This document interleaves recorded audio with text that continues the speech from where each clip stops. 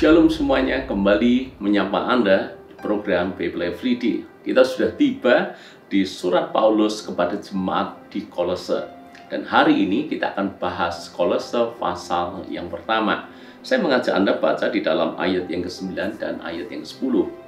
Sebab itu sejak waktu kami mendengarnya, kami tidak berhenti-henti berdoa untuk kamu. Kami meminta supaya kamu menerima segala hikmat dan pengertian yang benar, untuk mengetahui kehendak Tuhan dengan sempurna, sehingga hidupmu layak di hadapannya, serta berkenan kepadanya dalam segala hal, dan kamu memberi buah dalam segala pekerjaan yang baik, dan bertumbuh dalam pengetahuan yang benar tentang anak Allah. Ayat yang ke-9 bagian akhir dikatakan untuk mengetahui kehendak Tuhan dengan sempurna. Ini mungkin menjadi sebuah pertanyaan buat Anda yang kritis. Kalau ada kehendak Tuhan yang sempurna, bisa jadi ada kehendak Tuhan yang tidak sempurna. Bukankah seperti itu? Karena ayat ini menulis supaya kamu mengetahui kehendak Tuhan dengan sempurna. Apa yang dimaksud kehendak Tuhan dengan sempurna? Dan kalau ada kehendak Tuhan dengan sempurna, berarti ada kehendak Tuhan yang biasa atau yang bukan sempurna. Lalu apa maksudnya? Kehendak Tuhan yang sempurna adalah rancangan awal di dalam hidup kita, bahwa Tuhan mengatur hidup kita dengan begitu rupa untuk mendatangkan yang terbaik untuk masa depan kita. Seperti halnya yang tertulis di dalam kitab Yeremia pasal yang ke-29 ayat yang ke-14. Aku tahu rancangan Tuhan atas kamu, bahwa rancangannya bukanlah rancangan kecelakaan, melainkan rancangan penuh dengan damai sejahtera untuk memberikan kepadamu hari depan yang penuh dengan harapan. Itu adalah kehendak Tuhan yang sempurna, merancang sesuatu yang terbaik buat anak-anaknya. Namun ingat bahwa kita itu bukan diciptakan Tuhan seperti robot yang mengikuti seperti pemrograman sesuai dengan yang dikehendaki oleh Tuhan. Kita bukan seperti itu. Kita diberikan kehendak bebas. Kehendak bebas inilah yang menentukan apakah kita mengalami kehendak Tuhan yang sempurna itu, rancangan Tuhan yang sempurna itu, atau tidak. Saya berikan beberapa contoh di dalam Alkitab. Contoh yang sangat menonjol yang bisa dengan mudah memberikan gambaran ini adalah Simson. Simson itu ditentukan oleh Tuhan menjadi pemimpin di Israel. Dilengkapi dengan kekuatan yang luar biasa, diperlengkapi dengan karunia yang sangat hebat, membuat orang-orang Filistin ketakutan. Kehendak Tuhan bagi Simson adalah memimpin Israel, melepaskan Israel dari penindasan bangsa Filistin. Itu kehendak yang sempurna bagi Simson. Tapi bagaimana Simson memenuhi kehendak Tuhan itu? Apakah Simson mengalami kehendak Tuhan yang sempurna? Ternyata tidak.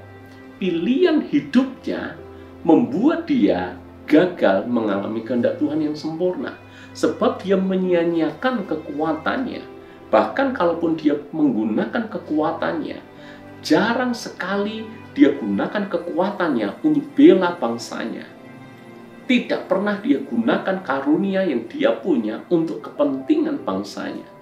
Dia gunakan kekuatannya semuanya hanya karena urusan dirinya sendiri. Oleh karena hawa nafsunya, oleh karena emosinya. Dia gunakan kekuatannya untuk membunuh singa supaya dia bisa buat teka-teki. Dia gunakan kekuatannya untuk memukul banyak orang Filistin karena dia merasa dicurangi. Dia gunakan kekuatannya untuk menangkap 300 ekor anjing hutan, mengikat ekor satu dengan yang lain dan kemudian melepaskan di ladang orang Filistin sehingga ladang itu terbakar semuanya. Lagi-lagi juga karena marah, merasa ditipu, diperdayai. Jadi benar bahwa Simson gunakan kekuatannya hanya oleh karena kedagingannya, oleh karena hawa nafsunya, tidak gunakan karunia yang dimilikinya itu untuk membela bangsanya. Berarti di titik ini kita melihat bahwa Simson tidak melakukan kehendak Tuhan yang sempurna. Bahkan di akhir hidupnya, Dia ditawan oleh karena dia membocorkan rahasianya kepada Delila. Dia ditawan, matanya dicungkil, dijadikan lawakan.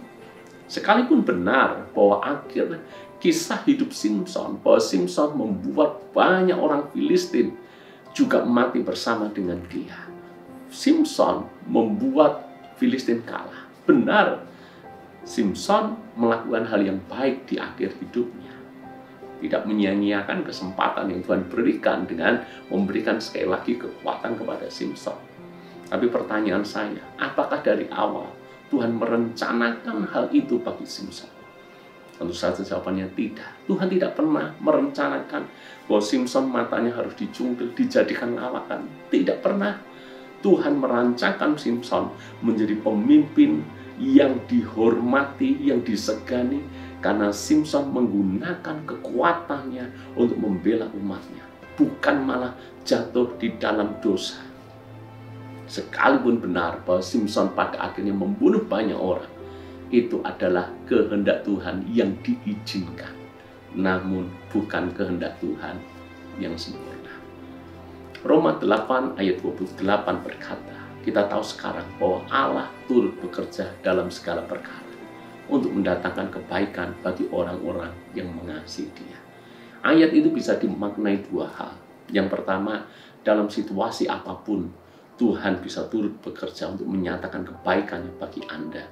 Bisa dimaknai juga hal yang kedua. Kadangkala kita jatuh, kadangkala kita gagal mengenal, memahami kehendak Tuhan yang sempurna. Namun jangan berlarut-larut di dalam kegagalan kita. Kita tahu Tuhan berikan kesempatan lagi kepada kita. Sebab Tuhan turut bekerja dalam segala sesuatu. Mungkin kita mengalami kegagalan dan melalui kegagalan itu Tuhan justru pakai untuk menyatakan kebaikannya. Benar bahwa Tuhan turut bekerja, tetapi alangkah indahnya kalau kita dari awal memang ingin mengenal kehendak Tuhan yang sempurna dan taat. Jadi janganlah kita menjadi orang yang konsep berpikirnya seperti ini.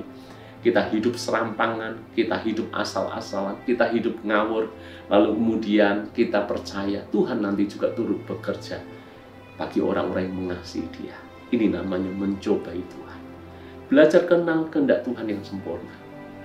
Tapi kalaupun sebagai manusia, ada kalanya kita gagal, tetap percaya bahwa Tuhan itu bekerja mendatangkan kebaikan bagi kita. Kalau kita benar-benar mengasihi Dia, kalau kita benar-benar bertobat. Saya berdoa penjelasan ini bisa menolong Anda untuk memahami ternyata benar ada kehendak Tuhan yang sempurna dan ada kehendak Tuhan yang diizinkan. Tuhan berkati.